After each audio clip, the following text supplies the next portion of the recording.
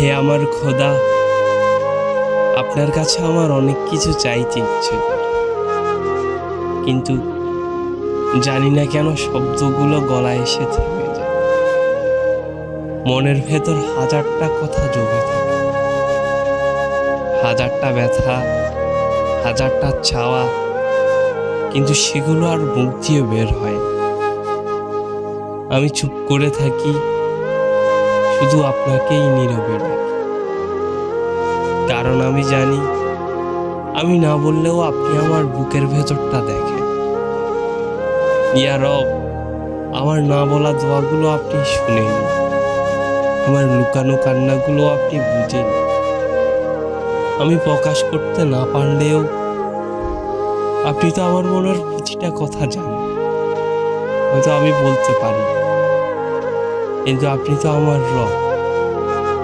আমার নীরবতাও আপনার কাছে একটা গভীর দোয়া হয়ে পৌঁছে যায়।